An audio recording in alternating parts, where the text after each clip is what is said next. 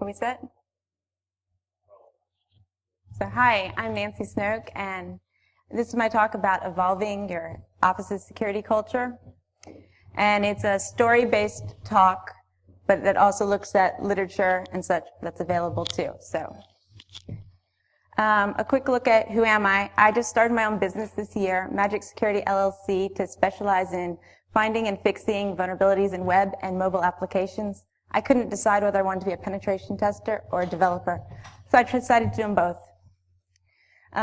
Educationally, I got my Bachelor's of Science Engineering in Computer Engineering and Physics with a minor in Math at Tulane University up the street, and got a Master's in Computer Science, dropped out of my PhD program. And I'm on Twitter. That's my company email address, my company website, and my personal blog, in case anyone's interested. So, all the stories I'm going to tell are true stories where I've changed all the names to protect the insecure people. And so I have pseudonyms, and I stole them all from the Atrocity Archives by Charles Stross because I just needed a good place. So that's a good novel. So I'm going to be Bob or Mr. Howard in the first story. And the other character is Andy, who's a good manager who might sometimes go overboard on theoretical stuff. And so the first story, a failure that should never have happened, starts something like, I'm in a brand new job, and Andy's my new manager, and this company is sort of a company in transition. They're trying to get their security stuff right, but they don't really have a program yet, so they're working on it. So my first day, Andy comes up and says, hey, Bob, I really love your security background. I want to really make use of it. Can you write me a proposal for what we need to improve in our company? I'm just like, great, I'd love to write the proposal. And then he's like, okay, just send me an email when you're done. No details. So I decided to take it from there without asking any further questions. And I do some research. I check out what's going on in the company because I was new there. And I write this gorgeous, beautiful, thick proposal covering everything, with 2 pages of citations, and very technical. It was beautiful. I send it over to Andy and say, hey, Andy, I finished your proposal. Let me know what you think. And a couple days later, he hasn't got back to me. So I'm like, hey, did you get a chance to read that yet? It's like, well, I read through the abstract, but I haven't really been able to get any further. So, and whatever ends up happening is he never reads it. So this was a great opportunity. How often did somebody ask you, come on, make proposals, how can we improve? But then, complete failure because I wrote something that wasn't what they wanted. Yes, try to avoid that much thickness in posts. So, next thing I'm going to do is like a postmortem of what went wrong here, which is just introspective questions you can ask yourself, and they don't have to be these questions. These are just ones that seem to be generally applicable. So what was the best thing about what happened? What was the worst thing? How could this have been improved? And what could I have done differently? Well, in this case here, the best thing was that I did research and figured out what the company needed in terms of security. And the worst thing wasn't, no one read it. And how could this have been improved? Well, probably I should have been shorter, clearer, maybe given them a PowerPoint. This company loved PowerPoints. And maybe focus on 1 or 2 important changes instead of flooding them with a whole list, because that overwhelms people. And so in terms of what I could have done differently, I could have been curious. When I first got the assignments of just saying, great, I could have said, oh, what areas are you interested in? Or do you have something specific in mind? And knowing who I was talking to, which I sort of already touched on, which was keep it short, easy to follow, and focus on the benefit to the company, which is what management types generally like.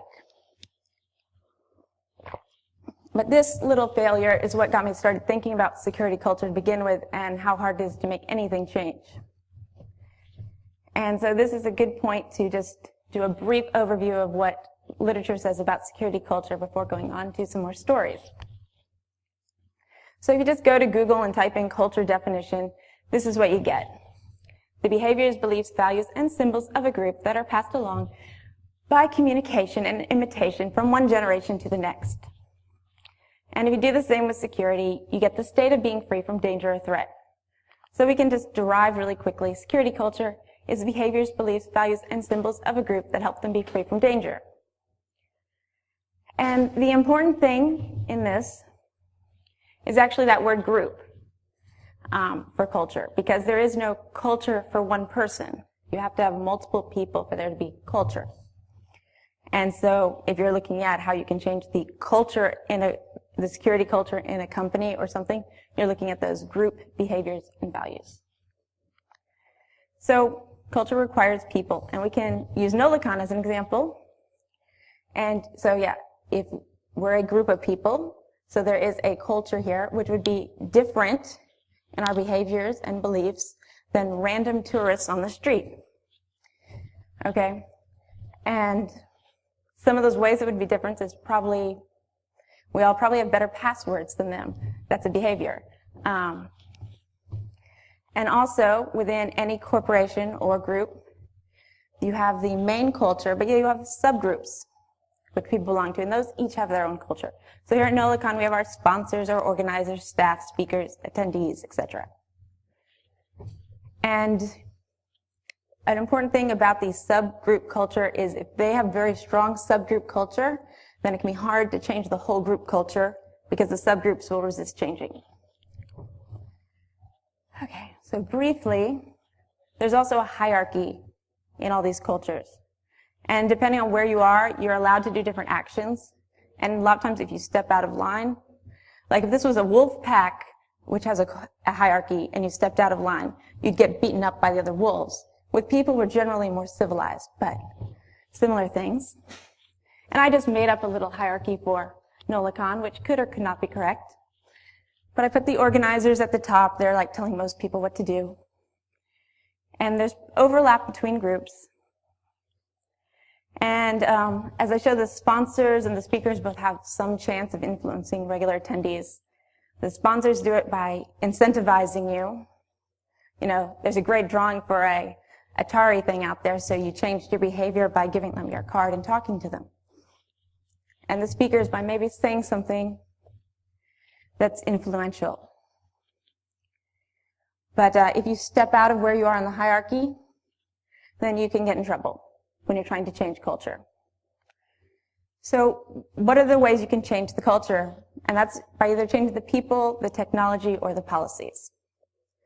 And by people, I do mean literally changing the people in the group. So adding new people or removing people. And a quick example, if you have the group of people who get together every Saturday to play Axis and Allies, you know, then you add 2 new people to it, and maybe these 2 new people, they love Axis and Allies, but they also want to play another game, Betrayal at the House on the Hill. So then you change the culture. You're not just the group who plays Axis and Allies on Saturday, you're the group who plays Axis and Allies or Betrayal at the House on the Hill. If you change the technology, so there the technology is a board game in that example. We could change it to a LAN game or using a gaming system, and you've changed the culture. And if you change the policies, policies can be written or unwritten. So like our gaming group, they probably don't have any written policies. But there may be an unwritten policy that you always bring beer to the other person's house. And somebody may say, hey, I can't drink beer anymore because it's too fattening. And so they start bringing light beer, changing the culture. All right, so a quick side story on policy enforcement. And this case, this is after the first story happened. I was given an assignment to write some policies on secure coding and PCI compliance. And I thought it sounded great, and so I didn't fall into the trap I did in the first story of making it too long or anything. I got it into 5 short sentences that if you followed it, you'd be PCI compliant. And I had extra detail and stuff, and I was really happy about it. I was like, okay, these people need this. They need to know how to do some of this right. They're hard at input sanitization, you know, etc. And I was thinking all the code was going to change, but because there was no enforcement, people said they read it, they signed off on it, nobody changed anything. So you have to do something to either positively or negatively reinforce your policies, or no one's going to do anything. So I can't say I'm really in favor of too much negative reinforcement. You don't want people scared that they're going to lose their job if they report a security incident, because then they won't. They'll just try to cover it up and it'll be harder to figure out. So I do like positive reinforcement when possible. But sometimes you have to at least have some sort of negative feedback. All right, so I stole this graph from Josh Moore's book on job reconnaissance, because I think there's something to be said about this type of management and the organization size into how you can change culture. And so when you start off a company, at the very beginning when you're tiny, you have like cowboy style management. I'm the owner, I say what goes. And if you want to change the culture there, you just have to talk to the owners and get them on board. And then when they go bigger, one person cannot just be in charge like that. So you have trust-based management, which is when every person there is delegated responsibility and trusted to do it. And then you get even bigger and you hire more people and you can't trust everyone. Someone's going to do something stupid. You're going to have to add policies and have a hierarchy because, well, some people are going to be stupid. And that's when you get lightly structured management. And that's when it starts getting harder to change culture, because you have to stay within the hierarchy, follow the rules. But it's still very doable. And when you get into something highly structured, it's been around for a long time, then you really do need to stay in your little box, and there are probably 60,000 people in your company. And it's pretty impossible to change the corporate culture unless you are that person who's in the position of like the security officer who's allowed to be changing it. So if you're trying to change it and you're not in that position, it could be really tough. And you'd probably be better off trying to change your subgroups, like your department's culture, and hoping someone recognizes that, how great that your subgroup has changed, and moving on. All right. So I was going to now get to story 2, and I'll be Bob again. And then we have Harriet, who's a really bad manager. Some really clever coworkers who are Pinky in the brains, the interim security head, who's Harry, Fred from accounting, who's the person who's doing a job they have no clue about. If it's dangerous, they will kill themselves. The auditors, who are internal compliance, and Angleton, who's a smart, tough higher-up. And then again, we have Andy, who's the nice higher-up manager. All right, so this one's called Persistence in the Wake of Oblivion. And it starts with me going to a meeting with Harriet. It's supposed to be my yearly review, but Harriet's no longer my boss, so we're just going to be making pleasant chit-chat because nothing she says really matters at this point. And so she's like, Bob, tell me about your current projects. And so I do for a bit, and I said, so Harriet, what exciting things are you working on? She's like, well, there is this one cool thing that we're working on. Fred from accounting actually came up with the idea. It's really cool. Oh, what is that? Well, we found out a way to get rid of all those password reset requests that we always get calling customer service. Oh, how are you going to do that? Oh, it's easy. We're going to get rid of the passwords. What? How are you going to do that? Oh, well, we're just going to have them enter their first and last name, birth date, and zip code. It'll be great. Well, what if we have 2 customers with the same name, birthday, and zip code? Oh, we don't. We checked. It's fine. What about the fact you might know that information for someone else? Could be a security problem? No, it's fine. Fine. Okay. Who's working on it? Oh, Pinky's going to work on it. It's great. So Harriet's a very difficult person. So it's a good idea to not try to change her mind. Difficult people, it just starts hostilities. So I backed away from that and got information and decided to take it elsewhere. So when you're trying to make a decision and you don't know what to do, you can do a premortem, which ask yourself questions to sort of figure out what steps to take. So in this case, what's the best case scenario? And that's that the business pulls this really silly idea. And what's the worst case? Not pulling the idea. What am I feeling? Annoyed. And why do I ask what I'm feeling? And that's because if I'm angry or upset in any way, I might do something really stupid based on that. And if I make myself acknowledge what I'm feeling, I'm a lot less likely to act on that feeling and do something really stupid. And what steps do I take? Well, I'll talk to Pinky, see if he can take care of it. So that's what I do. I say, hey, Pinky, I just was with Harriet and heard about this passwordless thing. I think it sounds like it might be a bad idea. What do you think? Yeah, well, I had some reservations on that. I actually sent an email out to Harriet and the auditors, and Harriet sent something back, said it was fine, and the auditors never said anything. So, I'm not sure what to do. Oh, well, I think so what I do is I just decide to go take it to Harry, the interim security person. He's interim because this company's trying to start a big security program, but they haven't actually found the head yet, so he's the interim person. And I'm friends with him, so I decide just to jump over and talk to Harry, see if he can take care of it. Yes, there's a lot of running around in the story. So Harry, have you heard about this passwordless thing? And I find out he hasn't, so I tell him about it, and then he immediately sees the problem. And we sit there and we brainstorm how to take advantage of this for a few minutes, and he says, all right, yeah, I can take care of this for you. Just get whoever has problems to email me, or just send out an email and tell them if they have a problem with canceling it, just reply back. I'll completely take care of it, but I'm sort of busy, and I'm going to be leaving the company in a few weeks, so you need to do it fast. Which is an annoying thing, but I go back to Pinky and have him send it out, since I'm really not supposed to be involved in this. And so he does. And we wait patiently. And yeah, nobody sends back anything, which is a little weird, although it was near a holiday, and obviously that always gets you poor responses. So Harry leaves the company and it's not fixed. And so the next step is actually me ranting to Pinky and the Brains and saying, hey, this is just really annoying. And the Brains says, well, we should need to go up a level, elevate it up to Andy, who's the next higher up, Harriet's boss, and make sure he knows what's going on. So we do that. We elevate to Andy, explain the situation to him. He doesn't quite get it the way Harry did, but he sees that there's a problem.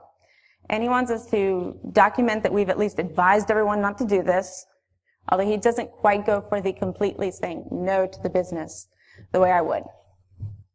But yeah, he wants to cover our butts, and so he wants us to send everyone out another email. There's a lot of emailing here. And say that this is a bad idea. And we do that. And we start waiting patiently again, and we don't get a response from the auditors. But there's a meeting next week, and with Fred from accounting and Pinky, and what happens is he's really quite upset. He doesn't understand what's going on, why we're questioning the business's ideas, and he's upset. So at this point, we're all upset too. So it's time to think about what to do, and we do another little premortem, and we still want the business to pull the idea. The worst case is not pulling the idea. And at this point, I feel like getting up and letting the company implement this. What steps do we take? We actually elevate to Angleton, who, in our hierarchy at this company, he's our boss's boss's boss at this point, about the highest person up we can feel that we can go talk to without breaking, the rules that we're allowed to do. So we do that. We explain it to him. He says he's completely taking it out of our hands. He looks up some people in the auditors and shows them how easy it is to come up with this information. And sends it to them. And yes, it gets taken care of just like that. So there's a little bit of waiting still, but it gets corrected. So just a quick look, what happened here, what could have been improved, what was the best thing, that we got it stopped through persistence and elevating. The worst thing was the length of time. It was several month process. And what could we have improved? Better communication, possibly to keep the business from getting upset, or improve the speed of the response. And what could we have done differently? Well, we knew the auditor was well known for disliking long emails, so maybe not have sent a long email. Try something short and snappy, or just picked up the phone and did a call and asked for a meeting about the compliance issue to try to get things moving faster. All right. So story 3 is about raising security awareness in developers. And in this one, we're evaluating Sonar for static analysis of code. It's something I'm doing. And this is something I already thought they needed, was more security awareness. But as I'm going around, I see Sonar picks up something. I'm looking at the code around it. I see an interesting comment. I don't know if you can read that. But it says, attempt to load their username and password from cookies. The values are decrypted using strong cryptography for enhanced security. Well, that catches my eye. So I'm like, oh, well, what are they doing? Well, it's hidden in the next class under, so I go to the next class. And then we get, this class uses strong cryptography for enhanced security in the comment at the top. They really like that phrase, strong cryptography for enhanced security. Anyone want to take a guess what crypto algorithm I find they're using here that they call strong cryptography? Yeah.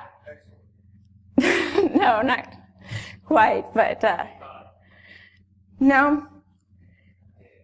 Yes, they were using single des, and somebody thought it was strong cryptography. I actually had to look up in the source control when this was written, because I was like, could this possibly have been written long enough ago that that would have been okay? But it was 2007, so it was a while ago, but they should have known better. So I decided that was the last straw, so to speak, on the developer training, or lack of. And so my response, after I laugh hysterically, caused myself to have an asthma attack, grab the inhaler, is to write an email first saying, hey, we have to get this des out of our code. It was broken in 1998. It takes, what, a second to brute force? You know, it's not security. It's just pretending. And two, whoever thinks this is obviously shouldn't be working on our code. We need to have some training. And well, the response is, well, we'll try to get that changed as soon as possible, but we don't have the money for training. So I'm like, well, I could work out some training. Well, we don't have the time to put you on it right now. So my premortem of what I should do. The best case scenario is that we want them to train their developers on security. The worst is someone keeps on thinking des is strong crypto. And what am I feeling? I'm actually feeling very ready for action. And what do? I create some training in my free time. I teach a voluntary group at lunch, and I get metrics to show the efficacy, which is actually quite a bit. So a bit on metrics if you're doing training. There are two types of metrics you can get. Your learning metrics, which measure what you did on the learning activity, which can be like doing a survey before and after, and then you can compare the results to see how their opinions and things have changed, or do a knowledge test at the end. And then there's the results metrics, which measure your change in behavior. And that's when you get a baseline before, like, for example, if you're doing phishing, you see how many people click on the phishing emails. Or in this case, how many security bugs are there in static analysis. And then after the training, you can then run these again and look for improvement. So I actually created a nice little insecure Java app, because as far as I know, there aren't any really insecure Java apps that anyone's done. If anyone knows of any, I'd love to hear about them. But it was called the Damn Vulnerable Overpoweringly Cute Cat app, where you could share cute cat pictures with people and comment on them. And you had a private cute cat picture, which other people weren't allowed to see because it was too cute and such. So, but then here's the survey. I don't know how readable that is. This is an actual example somebody filled in for me. And the questions are, like, on a scale from 1 to 5, how knowledgeable are you on secure coding practices? True or false, to your knowledge, have you ever coded something that was insecure? I put this one up here on purpose because this was the one with the comment. If I did, I wasn't aware, is what that says. Which was sort of the point of that question, was hopefully that after learning about secure coding, you'd realize you probably had coded something insecure. Then on a scale of 1 to 5, how important is it to make sure your code is secure? And I consider security in coding what % of the time. And then after the class, I had people answer 2 true or false questions, that I will be able to use this information to improve the security of the code I write, and I have already used this information to improve the security. So my results on that. So on the scale of 1 to 5, how knowledgeable are you? We had a before average of 2.25 and an after average of 2.7. A little bit of improvement. And to your knowledge, have you ever coded something insecure? We went from 50% to 80% true, which was nice. How important is it? We had a before 4.25 and after 4.4. And how often do you think about security when coding? 60 to 66. All right. And then I will be able to use this information to improve the security of the code I write, 100% true. And I've already used this to improve the security of the code I write, 20% true. So a note on this, this was a small company. There were 20-some developers altogether. So there was a voluntary group. I got 7 to show up for the first lunch. And then somewhere in the middle, we dropped down to 3, and then we went back up to 5. So their numbers are not statistically significant. But still, metrics are always a nice thing to show people when you're trying to convince them to go with a program. So after this is done, I should gather up these metrics, and I try to say, hey, look, they also, the other note I wanted to make here was they didn't improve as much as you might think, like 60 to 66% and 2.2 to 2.25 to 2.5 or whatever. They seemed very minimal improvement, and I think that's because the people who would give up their lunches to go learn about security are probably the people who are already a little more security conscious. So there was less improvement than there would have been if it was everyone. But yeah, I send this off. I say, hey, I really think we should look into doing this training. I could do something formally for everyone. Look, here are the results. And they were like really happy with the results, really glad we did the lunch and learn, but still thought we didn't have time. So yeah, enter the PCI auditors. I love talking to the auditors, to be honest. I'm probably the only one who ever voluntarily says, hey, I want to work with the auditors. But yes, after speaking with the PCI auditors, they recommended the secure coding class and that I teach it. And people listen to your external auditors. So if you can get them to suggest something, normally your company will implement it. Or at least that's my experience. And so then after they made that recommendation, then it was like solidly down. I was going to do this. And then when we were planning this, company finally got their new security officer. I talked to them about getting this done, and they were really impressed, and they wanted me to help out with all sorts of other security awareness programs, which was great. So got me the opportunity to actually work on culture everywhere.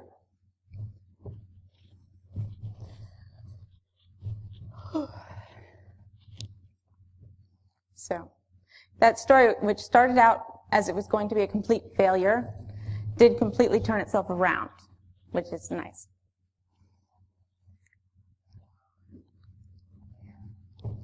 So, and I did that at least 15 minutes faster than I did practicing at home right there. So, but luckily we started late. So, I will say my conclusions are that you should, 1, consider your company before trying to change the security culture and see what would work. And keep your actions within those allowed if you're in a tight hierarchy, because you don't want to get yourself into trouble. You can use a postmortem to analyze failures or a premortem to make the best decision midway. And adjust your questions. I mean, mine were just suggestions. You know, do whatever works for you. And yeah, if you can't get permission to run a program, you can always try doing something voluntary. And I still really believe in getting metrics to show that they work, even though it didn't work in my case. I think it will work with some people. I love metrics. I can't be the only one. And yes, use external auditors to your advantage, because no one wants to deal with the auditors. Generally, it can be really easy to be the person who explains your policies to them, because other people don't want to spend days in meetings. Of course, you may not want to either, but if you think you're like using them to your advantage, you might then see it differently. So some resources. I will totally mess up this guy's name in the first one, but the book, Build a Security Culture by, anyone know how to pronounce his name? That's probably it, Kai Rohr. It's a good framework type book. It doesn't go into the specifics of what should be in a security culture, but just how to set up like a framework of, for whatever part of the security culture you want to change, this is how you can go about changing it. And it has a lot of good background information. The security culture framework also has a lot of good information, like especially on metrics and how to get good metrics and set those up. Building an Information Security Awareness Program by Bill Gardner and Valerie Thomas is a very thorough book about all the different pieces you want to have put together. And I personally found some information you could extrapolate from Chris Hadnagy's and Michelle Fincher's book, Fishing Dark Waters. It does all focus on corporate phishing programs, but you can actually apply some of that in other ways. And since I used his chart, I put up Josh Moore's Java Reconnaissance book there as a resource. And that was all I had. Any questions? Yeah.